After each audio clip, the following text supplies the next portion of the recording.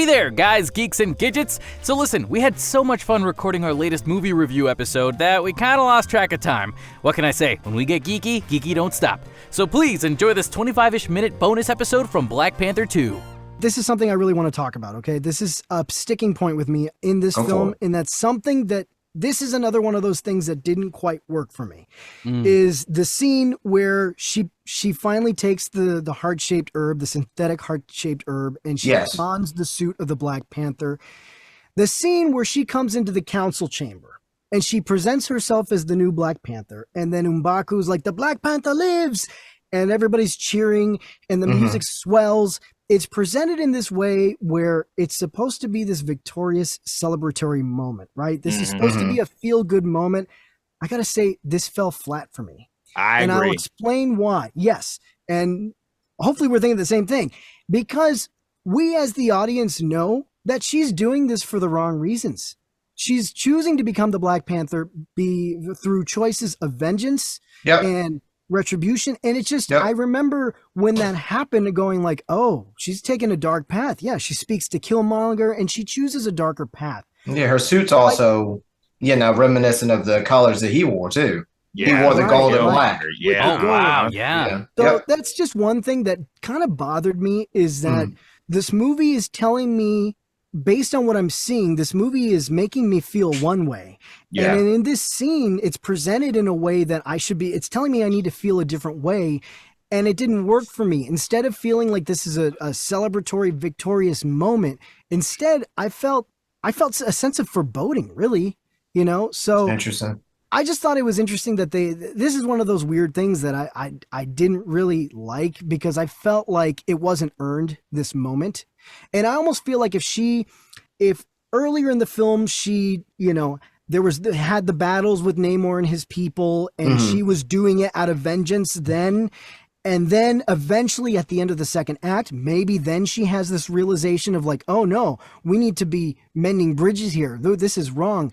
And then she finally decides to don the Black Panther outfit, not out of vengeance, but because she's realized that she can be the noble Black Panther like her brother was. And then you can have that moment.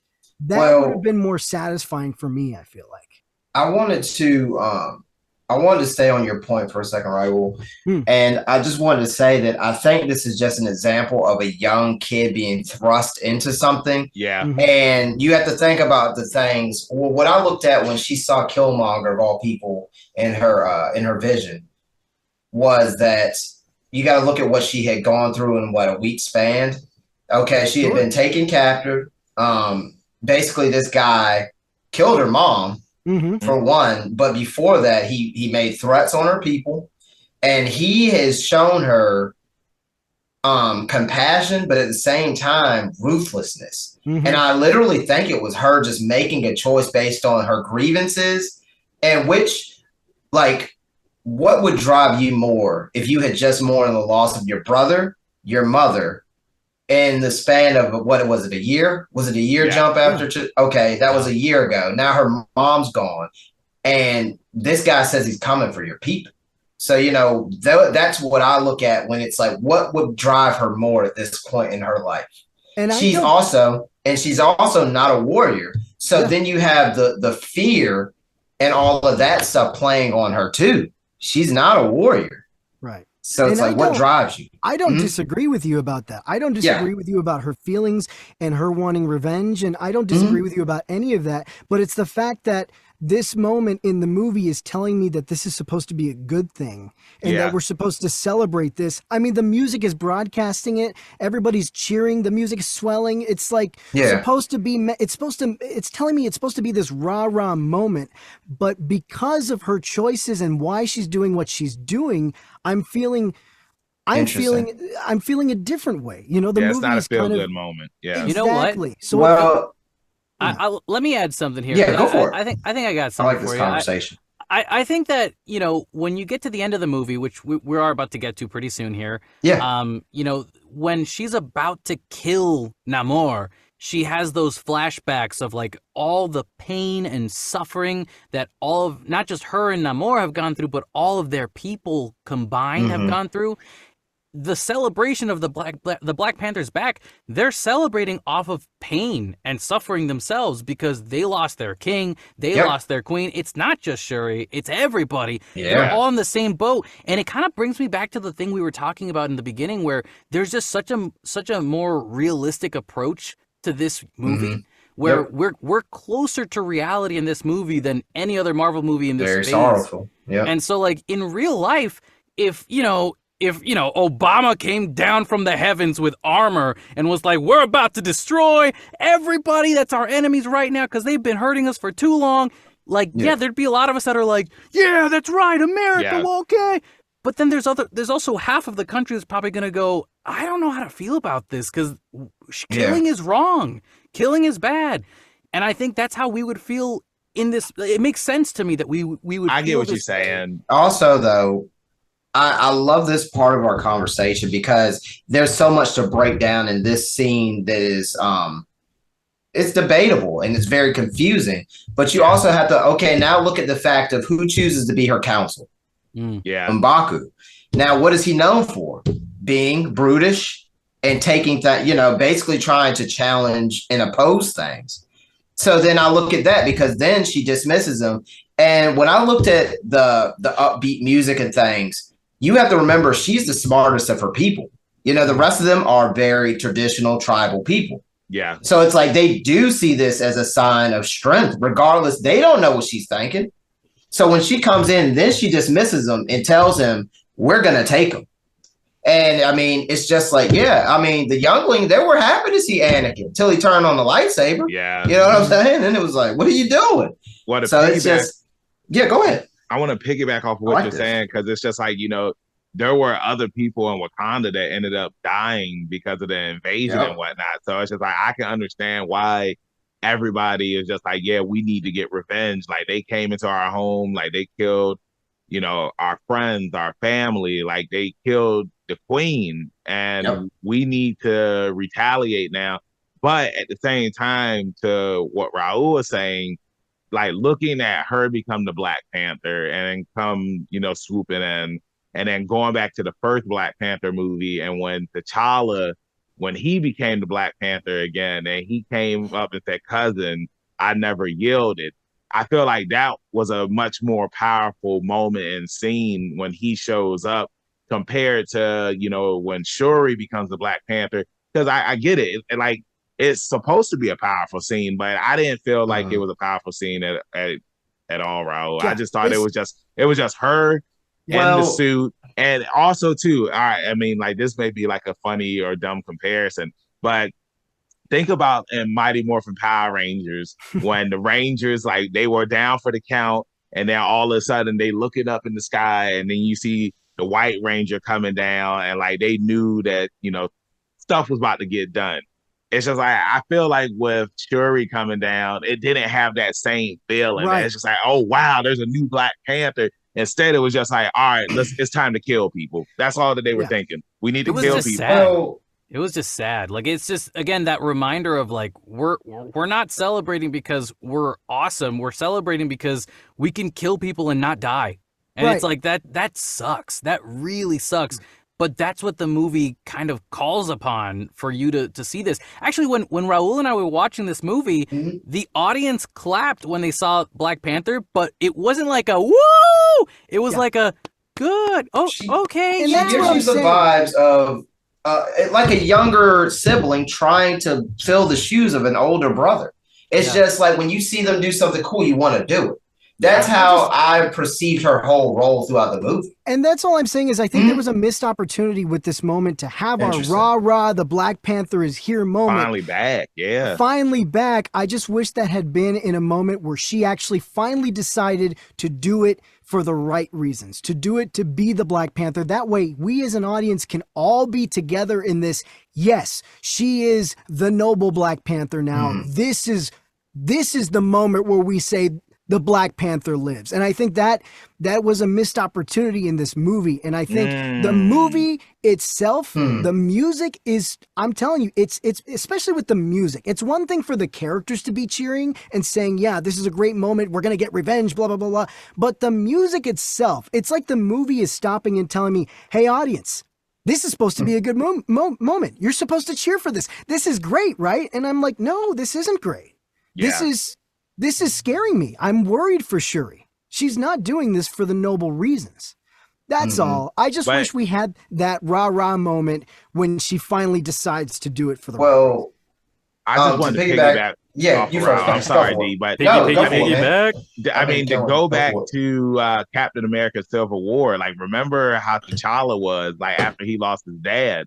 Like Shuri was pretty much the same way. It's just like she was just full of vengeance. But as we know, it's that if you are full of vengeance, then you aren't really thinking clearly. And that was something that was going on with T'Challa in the Civil War movie. It's just like, I need to get revenge because Winter Soldier killed my dad. But then it's just like, once you find out the reason why Winter Soldier killed your dad, it wasn't that, he didn't even do it. He wasn't even there. But because T'Challa was so mad and they knew who the Winter Soldier was, he was just going out with vengeance. And that's the same thing that Shuri was doing too, where it's just like she wanted to get revenge, and it wasn't a feel-good moment when she became the Black Panther. That's all I'm saying. Yeah, I agree. Well, like at the end of the day, Ro, you wanted there to be a pop-off of like present us the Black Panther for what it's supposed to be. Like they're this symbol of peace and protection. I think it could have been structured differently, where in the second act you have her fighting and Talokan is coming and they're attacking Wakanda, and you have Shuri fighting with everybody else, but still refusing to take on the Black Panther mantle because for whatever she doesn't, like we said earlier, she doesn't feel like she's up to it. She doesn't feel like she can be that Black Panther that T'Challa was because she's got so much vengeance in him. And so you have the end of and then by the end of the second act, kind of have this moment with her, kind of a similar moment with her and Namor, where then she finally realizes, oh no, this is wrong. I can't do this out of vengeance, right? And then near the end of the second act, she changes. Rather than at the end of the film changing, you have it at the end of the second act. So then she takes the herb, dons the suit, but she's doing it with the sense of, I'm doing this as the noble Black Panther. Then you have your rah-rah moment. Then the end battle, instead of it being, we're going to go after Talokan, we're going to go after Namor to kill him, the end battle is more defensive. They're on the defensive. You've got the battle between Shuri and Namor, and really, you could have made it so that Shuri, really the battle is her trying to reach out to Namor and extend an olive branch, and Namor is refusing. He just wants retribution. He wants it. And then they have that moment where she finally gets through to him. She's got it's the same kind of thing. She's got the spear to his neck. Finally, she gets through to him, and then he says, I yield.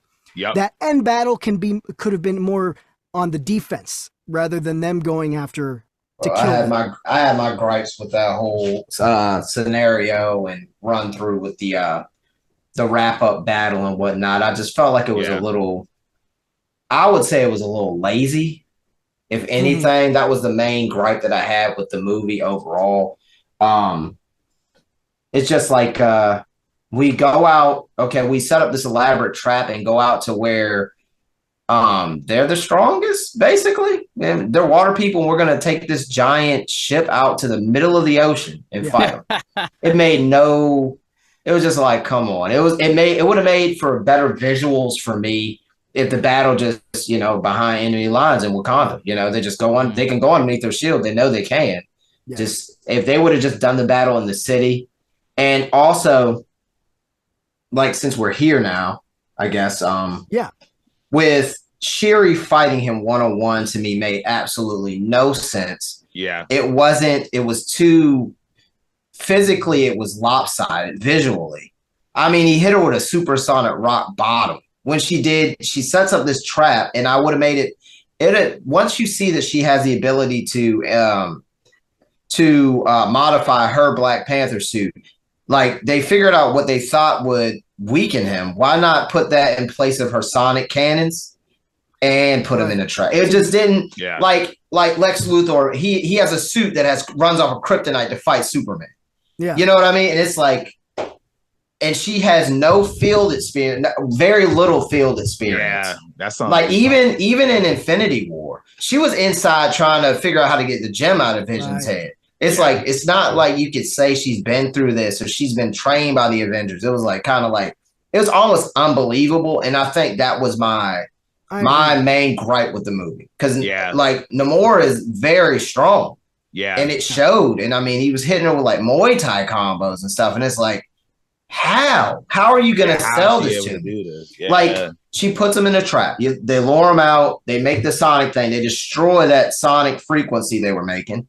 Then to dehydrate. They wanted. They put him in the box. But as soon as she put him in the box, he was busting that thing up like a rabid dog. Like 3 minutes later, like not even. Really, and it was just kind of, go for it. Do it. Really quick. I was going to say, since we're here at this moment, Kevin, do you want to go ahead and summarize? Yeah, break us in. Yeah, break us down, Kevin. We basically already described it. No, I don't even think we need to read it. Like, they had a huge fight. I was waiting for this. It was just kind of like, I don't know how y'all felt about it. This is what we've been waiting to talk about. Because I got something I got to say, too. I felt like, for this to be I felt like she needed help. And I think Banks he's going to go into this more. But my point is, it never felt like she had a chance. Yeah. Even after putting him in the thing, they both took damage from the ship blowing up. They land on the beach and he immediately starts going in. It was like she could, like how they should have done a better job visually. And like even detail wise, descriptively, like she could enhance her suit to like every time she's hitting him, like the kryptonite method. Like there should have been something like instead of sonic waves, she's setting off these heat, like hitting him with heat beams or something. It just wasn't sellable at all. He was crushing her the whole fight. The only devil's advocate that I can think of is just the fact that she was filled with rage and didn't not enough. Anger mind is an arrow. That doesn't make you a good fighter, though. I mean, that makes you angry. And this is something that I can talk with my brother about. Wait, let me say this though. All right, go ahead. She was headstrong, thinking about ways to beat Namor before she became Black Panther. So once she suddenly gets all this power and now Killmonger's up in her mind saying, yeah, do those things.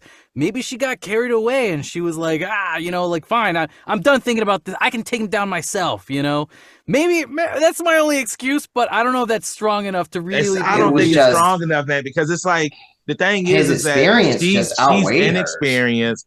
For her to, like, now possess, like, fighting abilities. Yeah, and I had brought this up to my brother. I was just like, maybe she was training within that year, like after they do the time jump. She didn't even try to fight him at distance or anything. She was in the lab the entire time. Yeah, I would have loved to have seen that she, like, maybe the next time we saw her after the year-long skip, we could have seen her a little bit more built, a little bit more physical, like trying to do stuff in training mode or something. Just to like let us know. That like, should have been the montage. Even what would have been the montage. Yeah. What would have been cool now that I'm thinking about it. Remember the stuff they gave T'Challa to zap his powers while he was going through the trial in the first movie? Why didn't she just shoot him up with that to see what would happen? I mean, something. I mean, that would have made more sense. That's a great idea. Wow. But it was like, she was so fixated on making. It was plot armor. It was plot armor. I know it was plot armor. That's the only reason why she won. It was plot armor. There was more they could have done. It, like I said, I felt like it was kind of lazy. Let's talk about the spear that Namor thrust his spear right into Shuri's gut. How did that not kill her? My instinct after she took a beating. After she took a beating. Also, let's be fair for all the listeners who are like, well, I don't think she was that good. It's true. She wasn't that good of a fighter. Like when she started fighting Namor, he was beating the crap out of her. It was unbelievable. It was like a one-sided battle until she started trying to use her mind more than her physical, fighting ability. Although ripping his feathers off the foot was kind of awesome, I will admit. But it kind of just pissed him off. But you knew watching her fight that she wasn't this skilled fighter like Namor was. Namor's been doing this for hundreds of years. Yeah. And she's only had such amount of experience getting into battle at all that, of course this is going to happen. But I'm glad that she was smart enough to remember that she could use the ship and blow it up and use the fire to burn out Namor's back to take him down. But that being said, she even did a front flip after having a hole punctured right through her body. Yeah. I was like, how in the world? The thing is, she's a scientist. You know what I mean? Yes, exactly. Since when does she go from that to suddenly being able to do this hand-to-hand combat fighting? I mean, that's what's unbelievable about it to me. I want to see In the next Black Panther movie, I just want to see an opening sequence of her training with the Dora Milaje. That's what I want to see. Yeah, because it was like she had never done any of that. Yeah, and it was just like, give me like a reason to believe that she deserved this role in the first place. You know, because we know that behind the scenes, you know, the actor passed away, so we kind of thrusted Letitia Wright into this role in this position for her character, and so her character was clearly not supposed to be the Black Panther just yet. Like, this was not supposed to happen. That's true. She would have become Black Panther in another movie or two, probably. It doesn't excuse the writing, though. Right, exactly. It's like Riri and her should have teamed up and fought them together or something. I mean, she was there. I would have liked that better than her facing off again. You know, like a team up. They needed something. Or Banks even mentioned that why not have like Rhodey or somebody assist? Somebody should have showed up. I mean, because this was like a major thing that was going on. And I know that they were trying to keep it under wraps and whatnot, but it's like I feel like that Shuri needed help in the fight against Namor. And I think that Riri should have been there because like he wanted her dead. I think it would have been cool if like Shuri and Riri teamed up to defeat him, but her beating him on her own, I just didn't believe it. And to piggyback off of what Raul had said as well, you know, I was thinking, I mean, like, it's a possibility that, you know, she did have some form of hand-to-hand combat training, but not to the point where she was able to defeat somebody that Ryan Coogler said is on the same level as Thor and the Hulk. Like, come on. Namor is very strong. I know, Marvel, but yeah, and it just didn't make sense.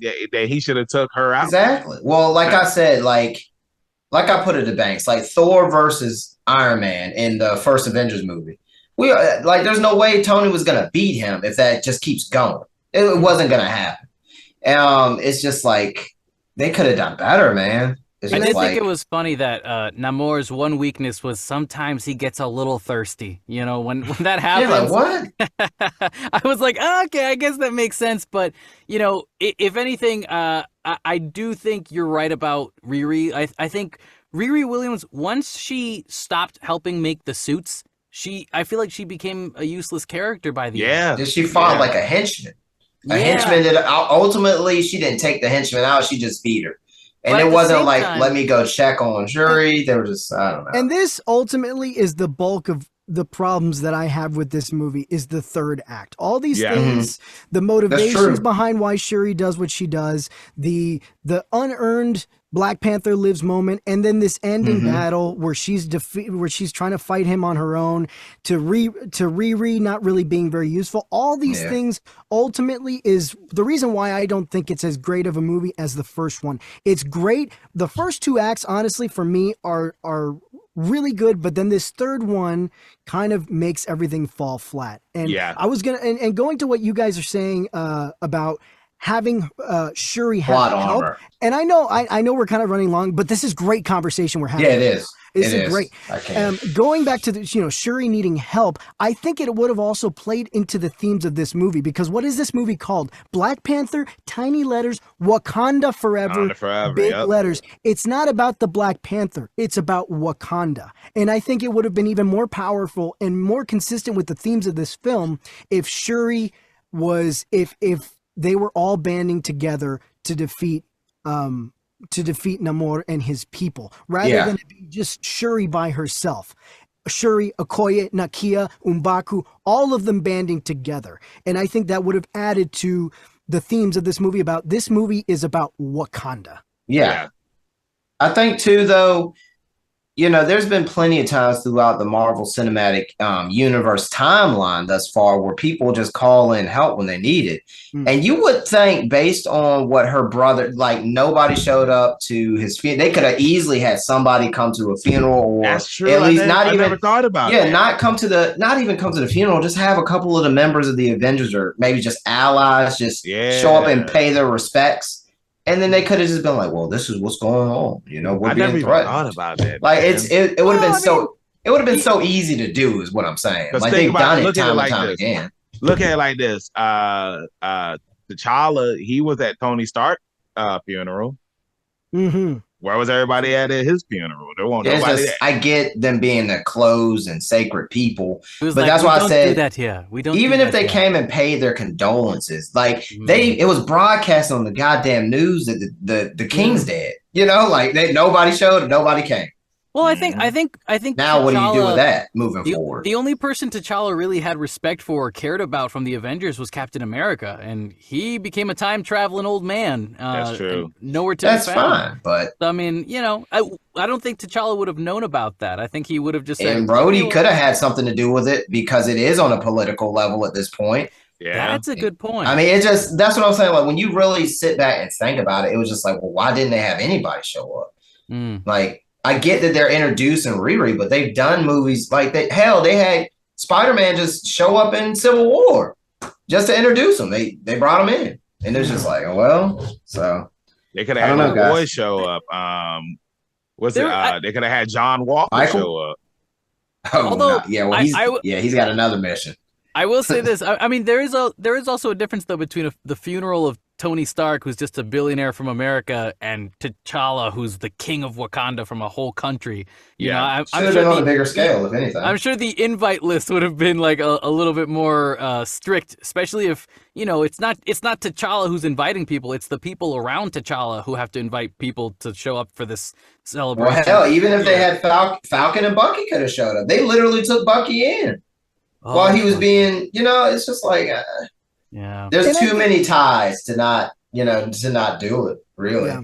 And again, I think that speaks to a lot of issues with the films and TV shows as of late, you know, in phase 4 is the bubble that these films are all taking place in and not seeing a lot of what are the ramifications of these. It goes back to your earlier point. Right. And so, you know, of course, I do believe Wakanda Forever shows us the larger scale the best. But again, there's those little issues like what you're saying about the funeral and whatnot that, it is like, how come there weren't anybody else there? Because they're making it seem like, well, I get Wakanda, the people want it, but the Avengers, that was like a separate, these are like the only allies. Like when they needed help during Infinity War, guess what? Guess who came and helped? Wakanda. They all came to the portal. Avengers. I'm saying they helped them, but they were fighting in Wakanda versus Thanos to protect Vision. So it's not like these are outsiders. You know what I mean? They've been introduced to their people and some of their customs. If you want to look at it that way. Do you think T'Challa invited the Avengers to go to T'Chaka's funeral? Well, that was I mean, that's the only reason why, to me, I'm like, it must have been. It's probably a ritualistic thing for Wakandan culture. Like T'Challa barely knew the other Avengers at that point. T'Challa knew Captain America pretty well by that point. But I think that it's they were kind of on opposites because he was still looking for Bucky. Yeah, and Cap was trying to protect Bucky. But the thing is, paying your condolences is paying your condolences. So you mean to tell me? T'Challa passed, they did the funeral, and a year passes, and they had no outside contact with the Avengers. I don't think that's, well, I will say, somebody would have checked it. This is great conversation, but we do need to move it on. Yeah, we should. Go for it. Sorry, guys. No, this is great. I love it. I wish we had more time. I wish we had more time. Let's wrap. It's great stuff, but we do need to continue. Well, then, let me read off this last paragraph we got here for us. We got Namor's cousin. That's all for this bonus episode. Thanks for listening, everybody. Stay safe, stay classy, and most important of all, stay geeky, my friends. It's better when Raul does it. See ya.